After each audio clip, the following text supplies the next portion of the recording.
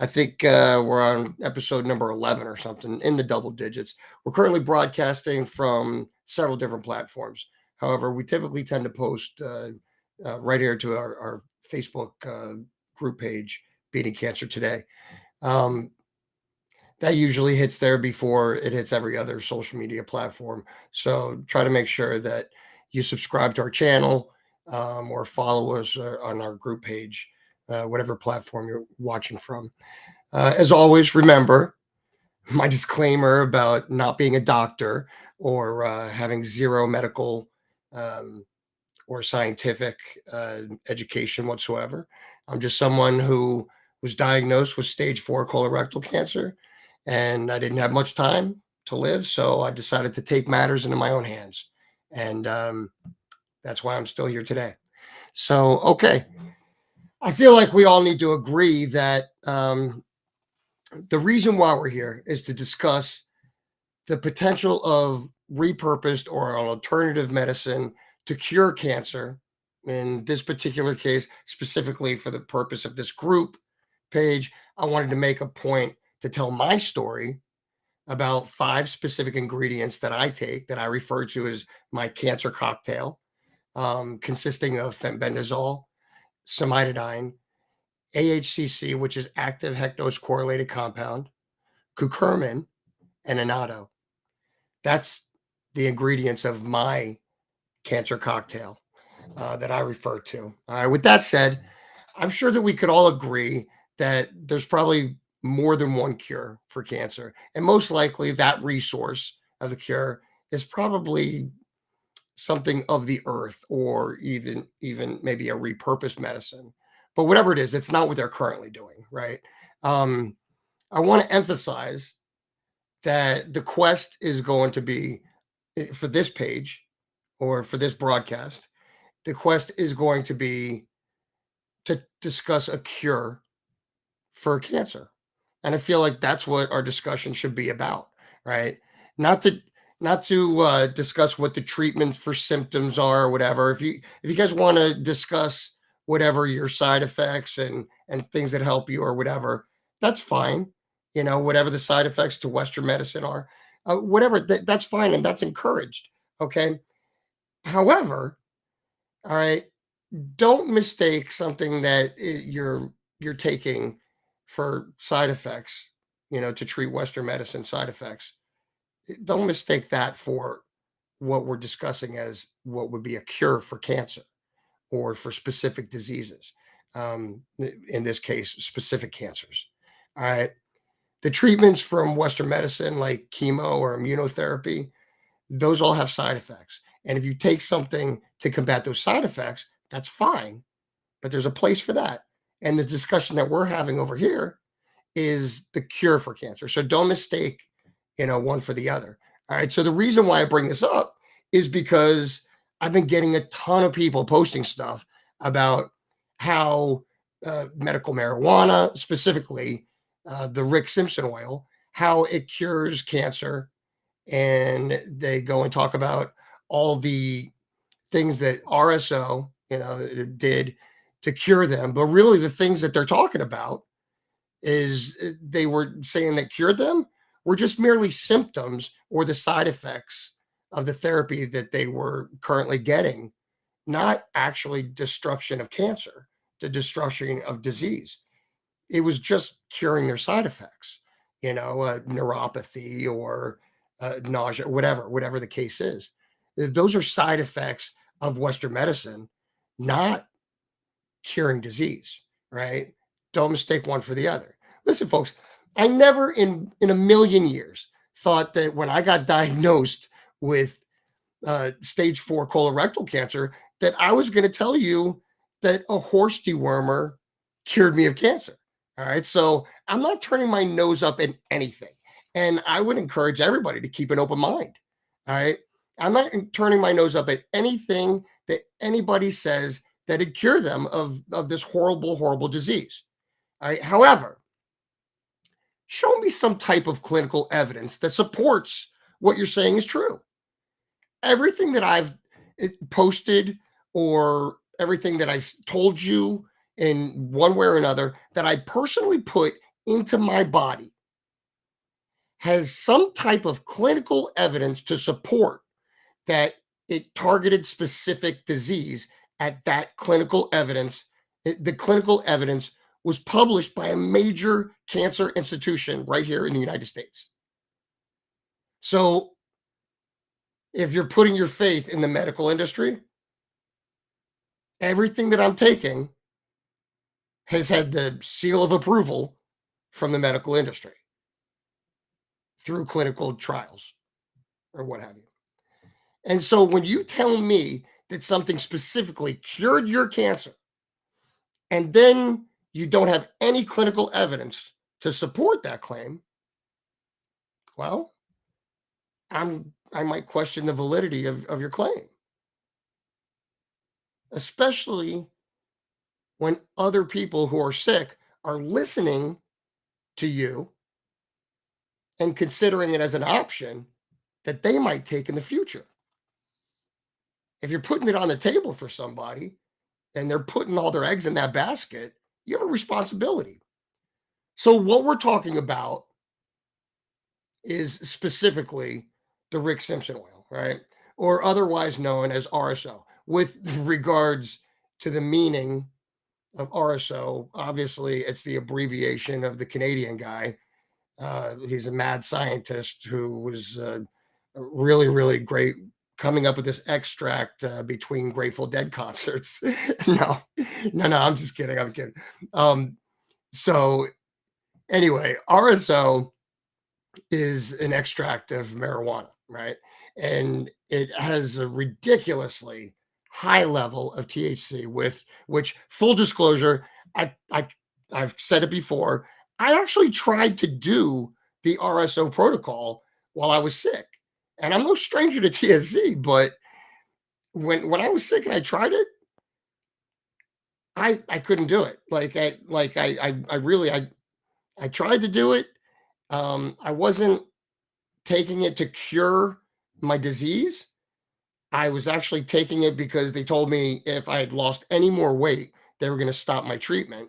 So I needed an appetite. But if I'm being honest, I couldn't do it for that long because I couldn't build up the tolerance that I needed to dose properly.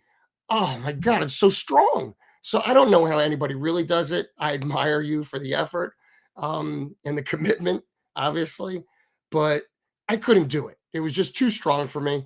And I was taking it for a side effect of a treatment, not to cure a disease. So it never has anybody ever been able to tell me or to show me a clinical trial or any clinical evidence that specifically says that THC kills cancer.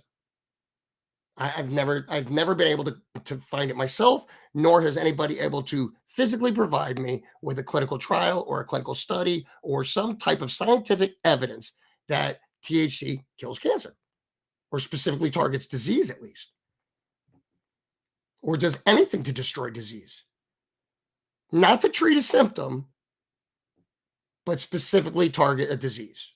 Huge difference, right? So please, I've searched everywhere on the internet. I've talked to doctors. Have interviewed different people and podcasts and whatnot. I personally have used it for medicine while having side effects, various side effects from Western medicine. You know, treatment it kills you. So yeah, instead of doping up with all the painkillers and stuff, I did use it as a tool in the past.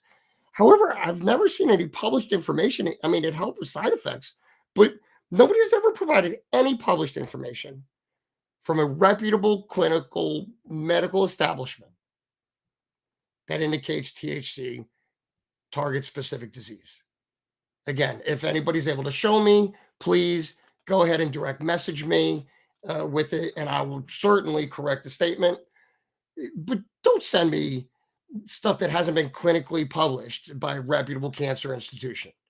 Okay, don't say well some backwoods place that in California is growing something, and they have some $10 words that they're trying to get into a magazine.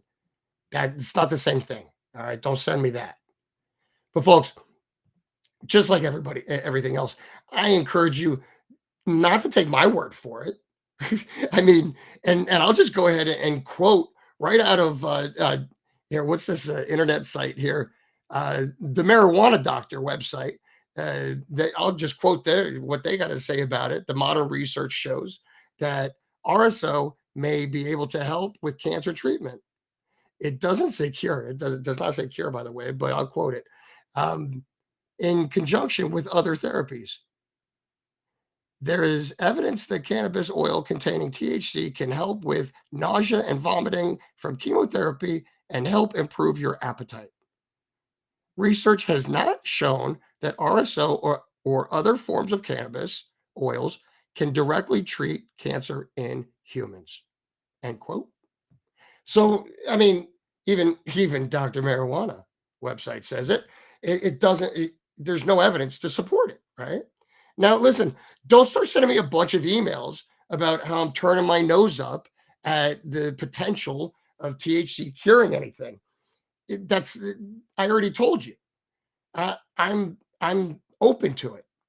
However, I don't want you guys to be thinking that RSO is going to cure your cancer because you heard it on this platform, because I can't find any clinical evidence to support it. So I challenge anybody to send me or to post on beating cancer, to post it on this platform, on this thread, beating cancer today, on the group page, about specific clinical evidence that RSO targeted specific disease in a human being.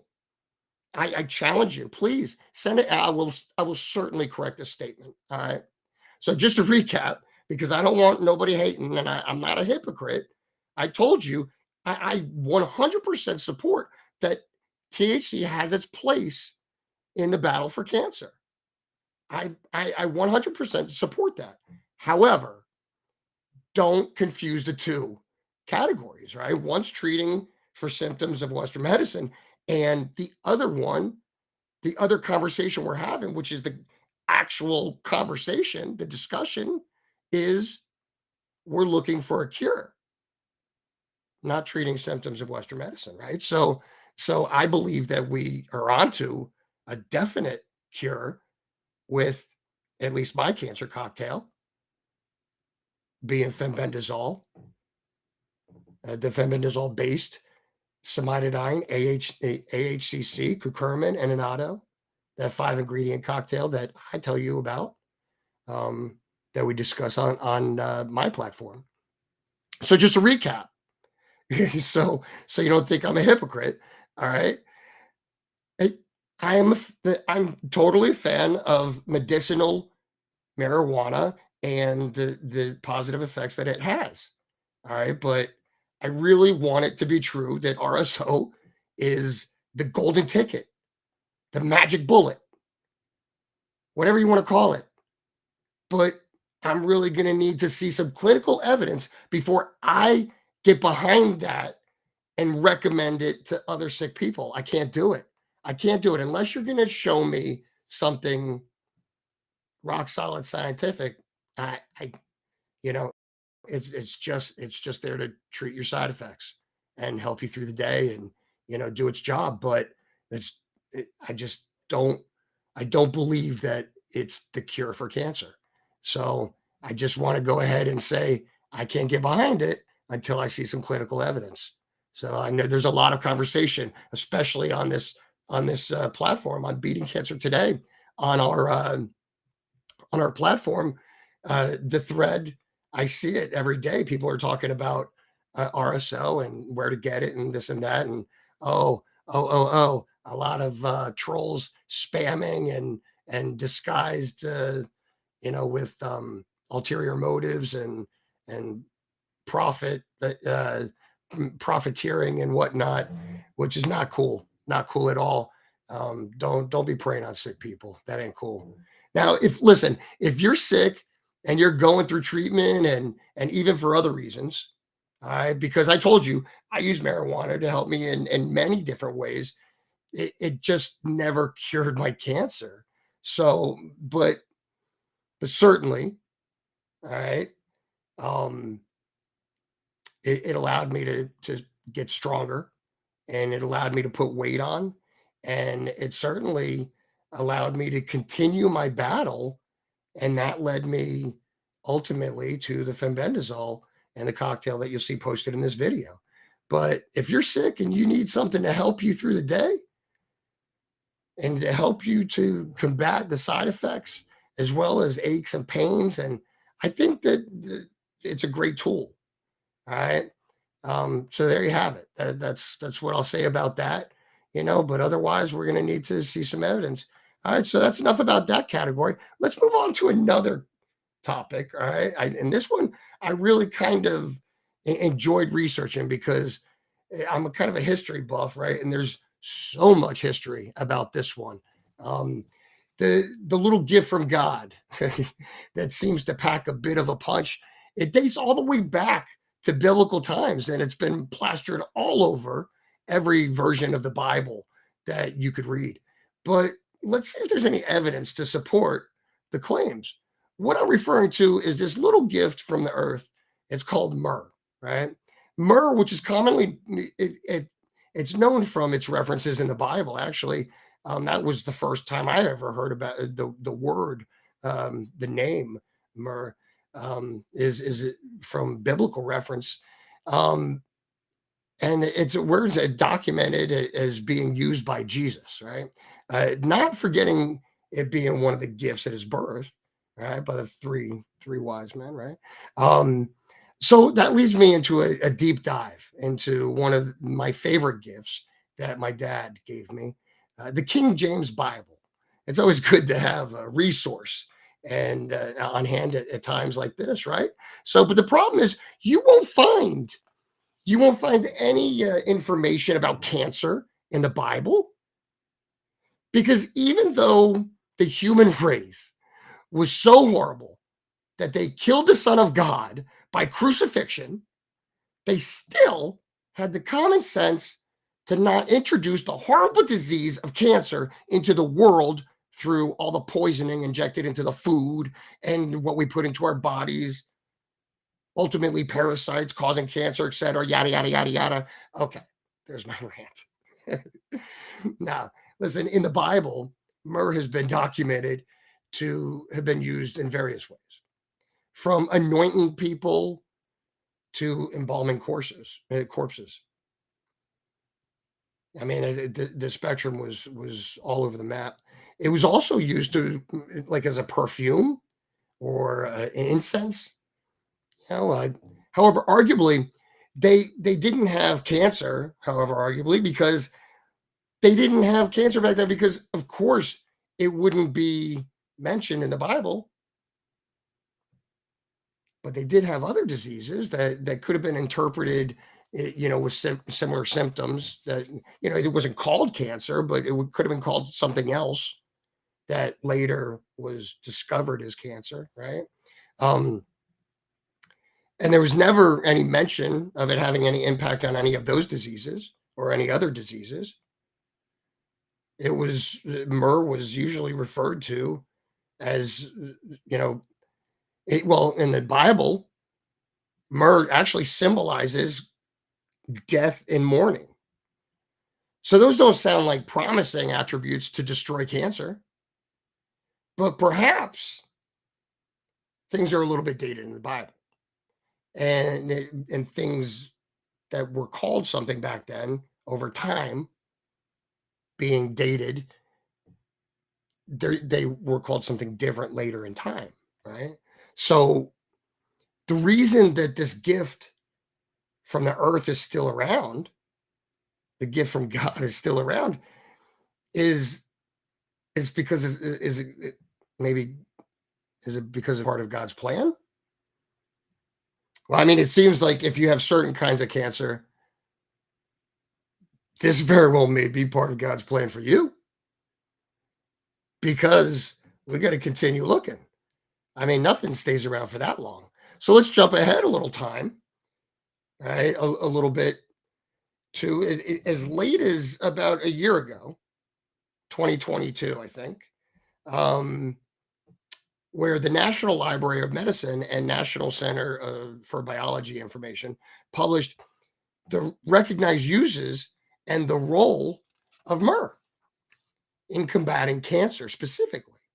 So, specifically, according to them, myrrh was found to be efficient as an antioxidant and an antimicrobial and anti-cancer agent. Apparently, the metabolites found in myrrh are insane. Absolutely insane. It contains all sorts of organic compounds and minerals and calcium, magnesium, aluminum, phosphorus, and so on and so on and so on. It was never really known that, right? Science has advanced, so we've discovered more things about it. And because of that, it's used for treating ulcerative colitis, which is it's an inflammatory condition, which inflammation usually contributes to cancer, right? So, but they also found it to be effective on cancer. Specifically, all those metabolites induced cytotoxic activity against human prostate cancer PC3, and actually a few other carcinomas that I can't pronounce. But I'm posting this publication on the platform group page, Beating Cancer Today, so you guys can read up on it if it applies to you with that type of cancer, right? So there you have it. One option is the option that I love, that I don't agree with, specifically to cure a disease. I think it's more so to help treat side effects of Western medicine. And the second option that has been marketed on the grandest of stages and even later gifted to, used, and valued by the Son of God himself.